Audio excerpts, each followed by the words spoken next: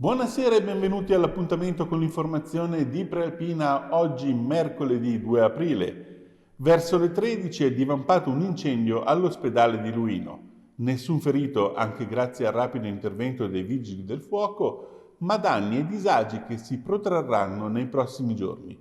Il punto nel servizio di Elisa Polveroni. Fiamme all'ospedale di Luino. L'allarme è scattato alle 13. I vigili del fuoco sono intervenuti rapidamente nella struttura per l'incendio in un locale tecnico, una centralina, in un'area esterna del padiglione centrale. Nessun ferito, nessun intossicato. L'incendio però ha provocato seri danni ad alcuni servizi essenziali, quindi si sta valutando l'agibilità di alcune parti dell'ospedale. Lo conferma anche una nota ufficiale della SST Sette Laghi, l'azienda ospedaliera. Si legge nella nota: il principio di incendio è avvenuto in corrispondenza di un serbatoio di biossido di cloro, per quanto tempestivamente spento dall'intervento dei vigili del fuoco, ha danneggiato i locali di una vicina sottocentrale termica che serve alcuni servizi dell'ospedale. A causa della mancanza di acqua calda nel reparto di medicina generale, i pazienti ricoverati saranno accolti in 2 aree di degenza libere dello stesso padiglione. La mancanza di acqua calda riguarda anche il blocco operatorio e a questo proposito si sta valutando come intervenire per bypassare il problema da risolvere entro fine settimana. Più delicata la situazione della radiologia, dove invece manca l'alimentazione elettrica. Per questo sono in corso le valutazioni per risolvere il problema ed è stata avvisata Areu affinché non trasporti i pazienti nel pronto soccorso di Luino fino al ripristino della funzionalità della radiologia. Allo stesso modo si invitano gli abitanti del territorio, in caso di necessità, a privilegiare altre sedi di pronto soccorso a cui rivolgersi in questi giorni.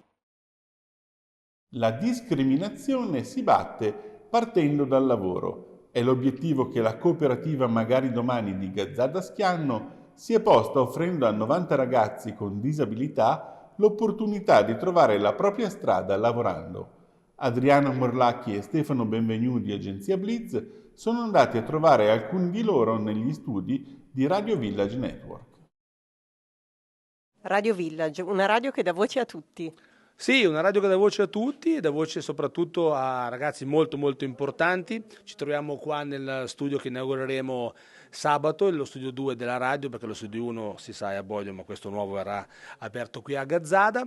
La voce è quella dei ragazzi della Magari Domani Olos di Gazzada, che tutte le mattine dalle 10:30 alle 11:30 realizzano un programma bellissimo chiamato Connessioni dal Domani.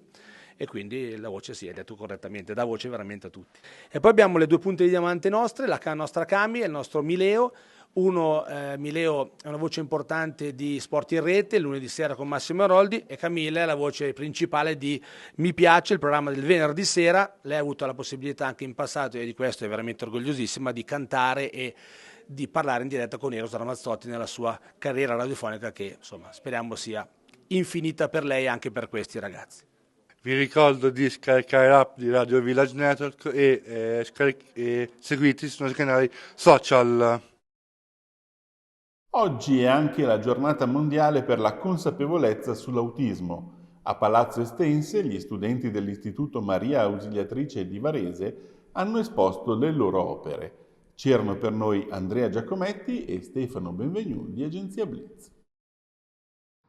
Oggi è la giornata internazionale sul tema dell'autismo, una grossa iniziativa presentata qua in Palazzo Comunale. In cosa consiste? Allora, consiste in un'attività di service learning che i ragazzi di terza, appunto, liceo delle scienze umane, economiche e sociali ci tenevano tanto. Perché? Mossi ovviamente da molta curiosità. Nelle loro esperienze precedenti scolastiche hanno avuto ovviamente anche la presenza di compagni con sindrome autistica oppure con sindrome di Asperger, e quindi sono stati mossi da questa curiosità di voler capire, comprendere e di poter anche essere un sostegno per questi ragazzi. Infatti abbiamo proprio dedicato tutto l'anno scolastico proprio a capire bene che cos'è questa patologia, come possiamo ovviamente stare vicini a questi appunto ragazzi e come possiamo ovviamente rispettarli. In più, che tipo di attività possiamo fare per il nostro territorio oggi, che è la giornata mondiale, appunto un'attività per tutta la comunità, dove si aiutano anche tutte le persone a capire chi sono e che cos'è l'autismo. Apriamo ora una lunga pagina di spettacoli. Grande successo per la nuova commedia dei Legnanesi Ricordati il bonsai, in scena al Teatro di Varese fino a domenica. La storica compagnia dialettale porta sul palco atmosfere giapponesi. Ce ne parla Diego Pisati con le immagini di Angelo Puricelli di Agenzia Blitz. Voglia di Giappone e nostalgia delle ciabattate di mamma. Questo è molto altro nella nuova commedia dei Legnanesi. Si intitola Ricordati il bonsai e dopo il debutto di ieri è in scena fino a domenica al Teatro di Varese alle 20:30, ma nel weekend alle 16. Come accade sempre con loro, si ride tanto, specie quando la Teresa, la Mabilia e il Giovanni si presentano sul palco in kimono. La famiglia Colombo vola in Giappone per accompagnare la Carmela scopertasi ereditiera. Naturalmente la sorpresa è dietro l'angolo, la prima di tante in grado di divertire prima del classico finale con i consigli per la vita. A dispensarli è Antonio Provasio, che divide la pioggia di applausi principalmente con Enrico Dalceri, sempre più vamp, e Italo Giglioli, l'unico varesino dell'allegra vincente squadra. Andiamo ora a Busto Arsizio perché questa mattina, tra gli eventi del BAF, al Teatro Manzoni è stato presentato il film d'esordio di Carolina Pavone, Quasi a casa. C'era per noi Enrico Forte, che ha incontrato la regista romana. Ho cominciato a pensare al film nel momento in cui avevo capito che volevo fare cinema, però dovevo capire come muovere i primi passi verso quello che volevo fare. Quindi il film è nato proprio da una situazione in cui mi trovavo io, da un sentimento che avevo io dentro di me nel momento in cui ho cominciato a scrivere. Caterina si trova allo stesso punto, sa che vuole fare la musicista, ma deve cominciare a farlo. E quindi il personaggio di Caterina è nato in maniera abbastanza immediata. E poi è arrivato il personaggio di Mia, perché ho pensato che sarebbe stato bello raccontare una storia di formazione, una storia di un inizio attraverso la lente di un rapporto un po' allievo maestro, sì, di un rapporto con qualcuno che fa quello che vorresti fare tu. E sempre a proposito del BAF, ieri sera al Cinema Teatro San Giovanni Bosco, cinema e musica si sono uniti per un viaggio nel rock milanese degli anni 90.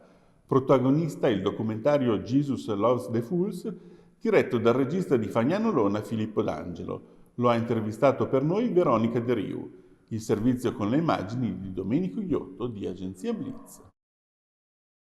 Si dice, Filippo, che di solito non si è riconosciuti in patria, invece sei a Busto Arsizio con il tuo documentario. Il merito comunque, soprattutto il merito di Joe, perché Joe e Dimitris, infatti tu dicevi il regista. Joe e Dimitri, diciamo, sì, che sono? Sì, Mario Ermano Giovanardi e Dimitris Stachiris, che è un carissimo amico di Joe da tutta la vita, praticamente un regista greco che lavora in una televisione svizzera, e diciamo che il lavoro l'abbiamo iniziato io e Joe e l'abbiamo portato al termine con la sua supervisione. Però poi, siccome il lavoro appunto era bello, Dimitris ha detto cavolo, ci voglio mettere mani anch'io, quindi ci ha messo la sua professionalità, i suoi collaboratori, e l'ha fatto diventare veramente un lavoro professionale. Quindi si parla di musica, una musica del territorio, siamo negli anni 90, mentre c'erano gli 883, c'era anche questa Italia. Sì, i Carnival of Force nascono alla fine degli anni 80, è una band che rappresenta la Milano più alternativa, il suono più australiano di Milano. In quel periodo c'erano anche il ritmo tribale, c'erano appunto gli after hours e c'era soprattutto un'etichetta che era la Vox Pop, che è stata l'etichetta che ha lanciato tutti quei gruppi che poi negli anni 90 hanno fatto sì che il rock italiano è diventato grande, ma anche il punk. E naturalmente saranno tanti gli argomenti sul giornale di domani, disponibile in edicola e sui supporti digitali. Sentiamo qualche anticipazione da Giulia Milani. Grazie Marco. Caso Beco. Sulla prealpina di domani tutti gli sviluppi dell'incontro a Roma sul futuro degli stabilimenti italiani del gruppo, tra cui l'azienda ex Whirlpool di Cassinetta di Biandronno. Ci sarà poi un approfondimento sul Milano Innovation District e sul campus da 1150 posti letto che sorgerà proprio nell'area dove 10 anni fa venne allestito l'Expo. Come sempre, molto ricche le pagine sportive, a partire dai risultati della partita di calcio del campionato di Serie C tra Pro Patria e Atalanta Under 23 sul campo di Busto Arsizio. A Varese questa sera il saluto dei tifosi ai Mastini, al termine del campionato di hockey che li ha visti protagonisti fino all'ultimo. E ancora, con quali combinazioni di risultati la pallacanestro varese potrà salvarsi dalla retrocessione? Giuseppe Sciascia ipotizza i vari scenari. Come ogni giovedì, infine, in edicola con la prealpina, ci sarà anche il nostro settimanale Oltre, Un particolare approfondimento sull'itinerario nelle montagne del Lecchese, per un giro panoramico con Alessandro Manzoni sulla vetta del Magnodeno. Bene, con questo è tutto. L'appuntamento con l'informazione di Prealpina tornerà come sempre domani sera alle 19. Buona serata!